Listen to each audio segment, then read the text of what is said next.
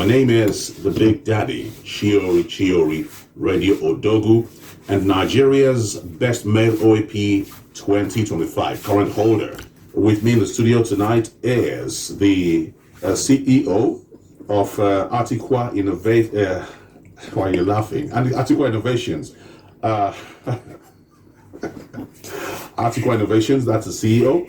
Shinez Esan, you're welcome to the studio. Yeah, sure. The Big Daddy. Was I really laughing?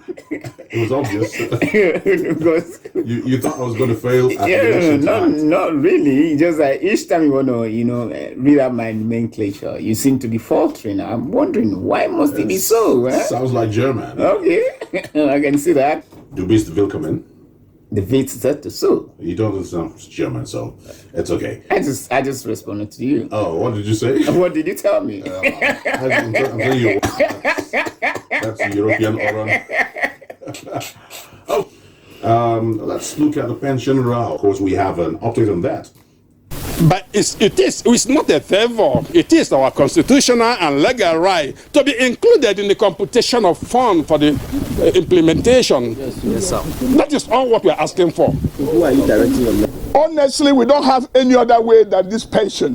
And if by law, if you increase soldier salary, you harmonize it, there must be an adjustment that makes it goes in pari passu with the retirees. The recent increase in pay, first of all, we note, since last year, November last year, Mr. President approved the new salary increase for the military and the other paramilitary. It's been in the news all over. The military high command at every given occasion keeps thanking the president for the salary increase. November last year, this is August this year, they have not implemented it. I retired from the Nigerian police in 2023, October 1st. Since then, nothing has been paid to me. Just 2 weeks back, they called me that they are going to pay me 3 million naira. What for? They say that is my pension. Lo and behold, the 3 million naira is not just all the whole pension. That 1 million naira is my arrears for the time, from the time I retired to date. Then 2 million naira is my entitlement. I cannot serve this country for good 35 years and being paid 2 million naira. The devil is a liar. I was a superintendent of police before retirement. Being asked to take 2 million naira home as a retirement benefit. I am not collecting that money. I am not going to collect that money. Let my service be in vain. I will not, no. Wasted all my years thinking that I'll take something home. After retirement, all the police will do is to give me 2 million naira. And every month they will give you 30-something,000 in a month. When you retire, you cannot see any, they can't give you a money that you can even build a room. Can you imagine 2 million naira after 35 years? What signal are you sending to the serving one? The serving one have known that at the end that 2 million they will pay them. So no one is ready to lay his life for the country. No. Minister of Defense, General Musa, retired. Okay, he himself is also retired. Assured them that the federal government will address their demands over pension adjustments and other welfare concerns. Now, when they went for that protest, something interesting but shocking, vetting happened. The military men who are serving right now proceeded to block their retired comrades. The way pensioners are treated, not by politicians, not by those in government, but by the people working in positions that they were working in, yesteryears. Now, you go to a pension office or anywhere in Nigeria, they talk down on those pensioners as if being a pensioner is a curse. Now, what do you think about these, the way we treat our pensioners as if we are not going to be pensioners ourselves tomorrow? Talk to that issue, Chinez. Yeah, surely. I think in Nigeria is as if we are used to use and dump garbage. You're as relevant as you are relevant on the job. The moment your time is past, you've long forgone. Nobody remembers your usefulness. Nobody remembers your contribution, what you did to maybe push the narrative. Nobody remembers that. So the moment you're out of that saddle, that's as fast as you have forgotten. And that's exactly what is playing out here. I mean, we can, maybe is a metaphor for other professionals, not just the military now as it is. Of course, you've tried to allude to other, many other ministries and pensioners that cuts across. Why is this so?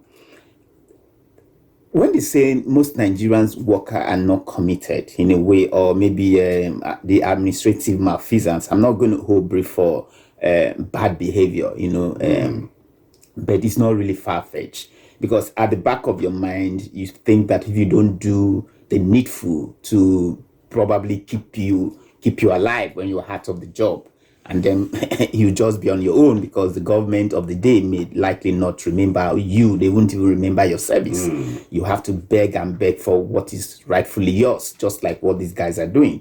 Okay, the military guys, do they have to? Is it not part of their exit package, that as you exiting your job, either as retirement or whatever reason, you are supposed to be giving this is rightfully yours? Are you not supposed to get that? Must you beg for it? Must you get to the point where you have to protest?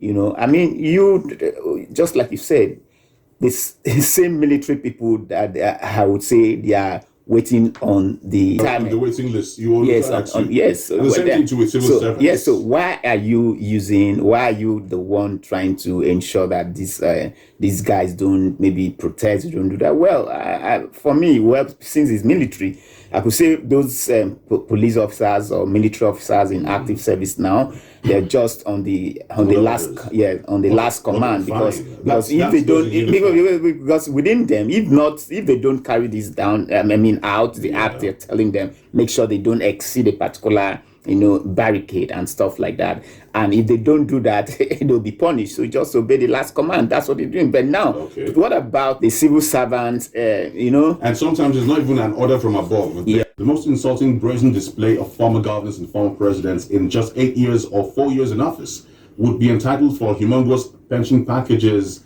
and other juicy gifts attached. Not that they performed optimally for their citizens, compared to civil servants that put in 35 solid years. Okay, look at Nigerians' pension funds, one may not carted away. So right now, we're going to look at another issue. The Police Community Relations Committee, PCRC, has asserted that only 5% of bad elements in the Nigeria police force are responsible for the negative perception of the force, adding that the unprofessional conduct of these few bad eggs is damaging the police's reputation. No, for me, I mean, the police officer who made that statement, sir. The Police Community Relations Committee chairman, saying that it's only 5% of the police force that's giving them the bad name. That is corrupt. Did he use the word corrupt? The bad elements in the Nigerian. Okay, they are the bad elements in them.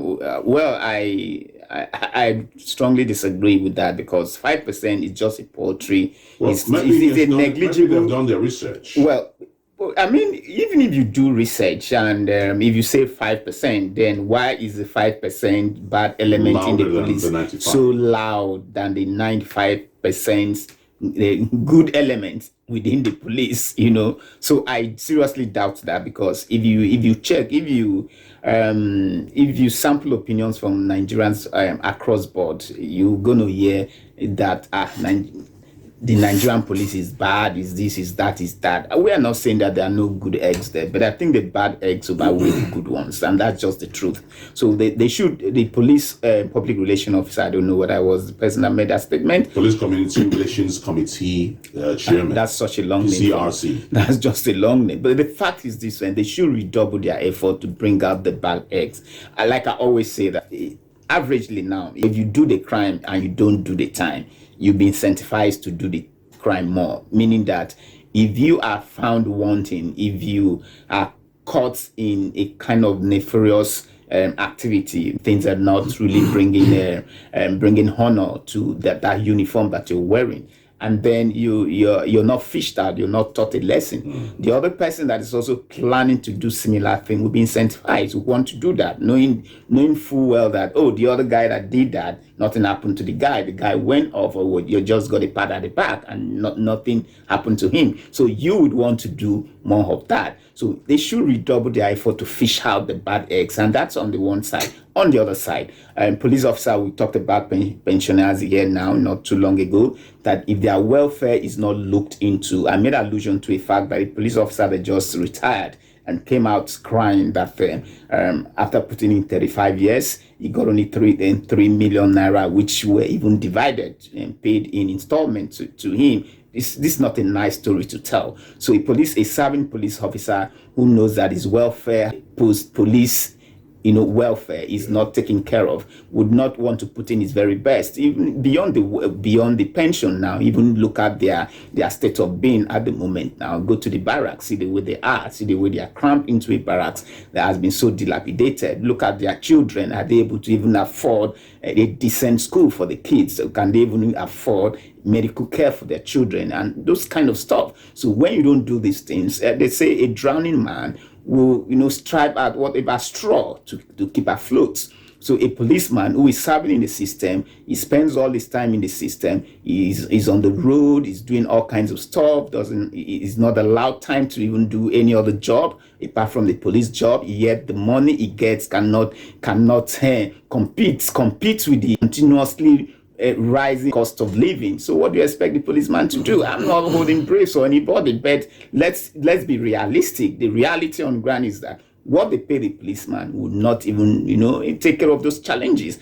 And someone that has a corrupt mind will be further incentivized to look the other way and begin to do all kinds of stuff. That's why when you hear that they have stopped police officers from mounting roadblocks in order to start collecting money from motorist Nigerians, they still go back and do these things. Because the other time I heard, just yesterday or so, the police FCT commissioner came out to say that any police officer that you go to, maybe you call them and they say they don't have fuel in their vehicle, they do not have, their battery is down, that is bad. And I say, well, it's a good thing to say that, but this police officer, because I also listened to a police officer a while ago and said that in the whole of the station, that sometimes they don't even have up to like 20,000 naira, and they have to maybe the DPO within that police station will have to personally cough out money and then to run the station. And then so what do you expect the police officer to do when the crime is reported and there's absolutely no way they can move? Fine, I'm not saying a police officer should start telling